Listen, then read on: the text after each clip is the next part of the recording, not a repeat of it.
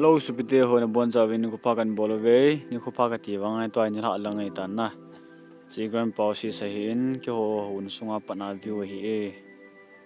gran pau si song kho jan he deu hin na supite ho nom le jingin to jang khola ki lan na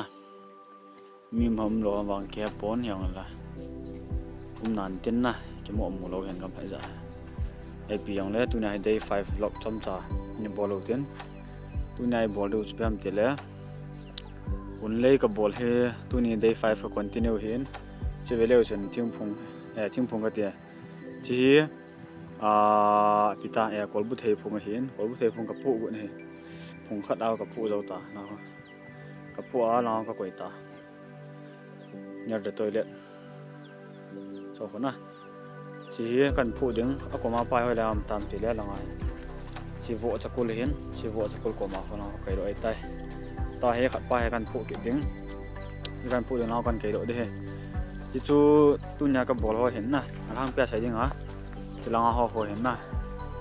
lai ho ko pu ko tu na ka bol tam da ka bol hin na e zo la nai lang ne de hin tin to he chi ka hin pu hi cham cha ne veo tin na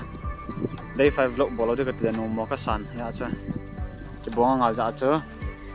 un kan zo ta ka he day za chan he diam wang ka se the nai pon hyong le ka bol lai sia ka to lai sia ka na lu jing je na sup je ha video he entertainment in video gan nu nan na cho ke ho in hin in ko me ong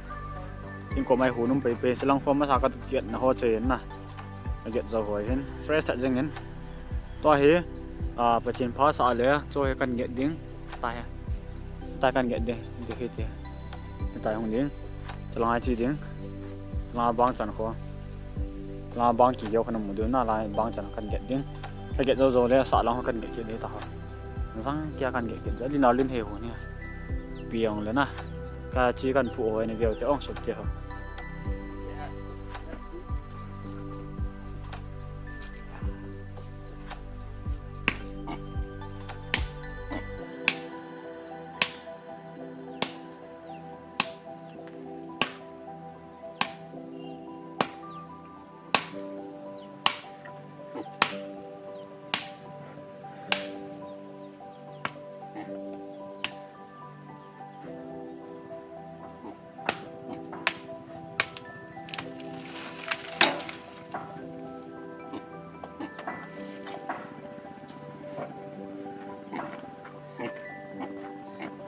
kan pu thut tai guys view bo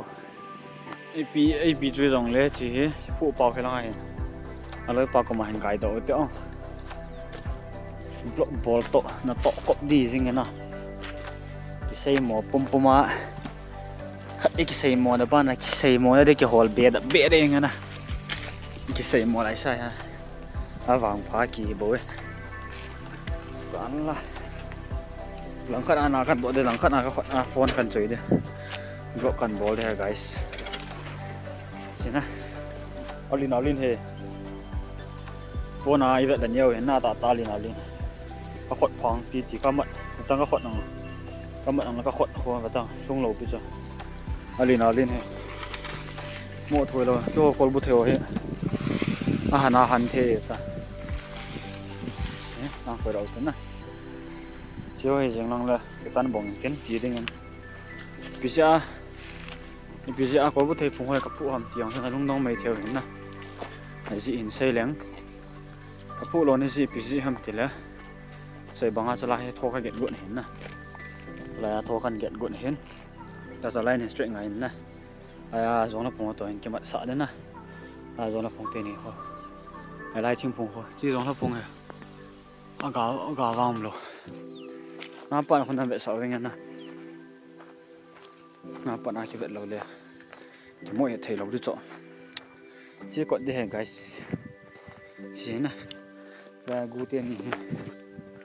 này còn để tiền này nè bàn đấy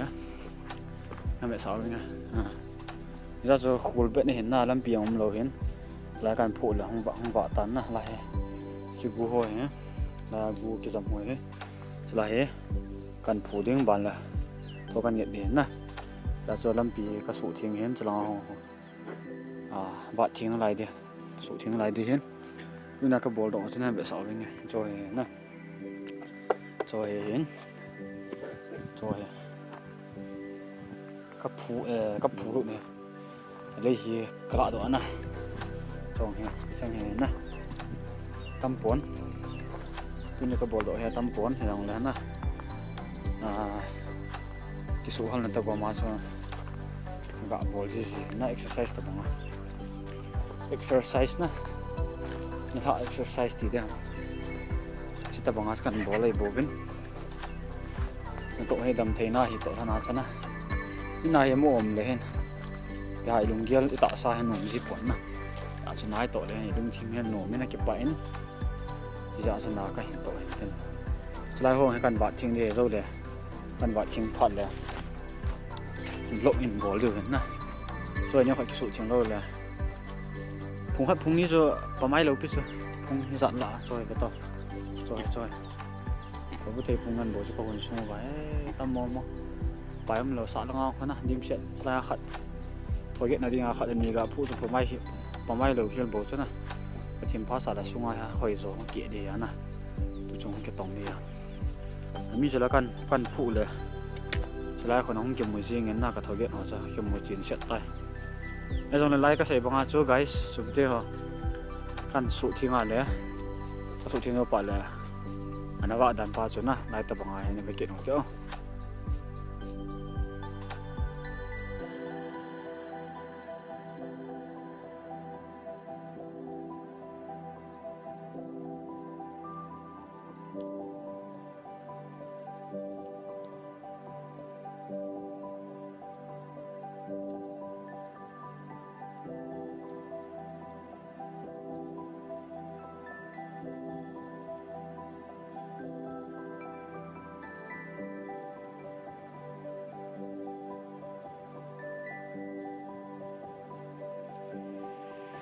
guys ahat ki ham piti tam na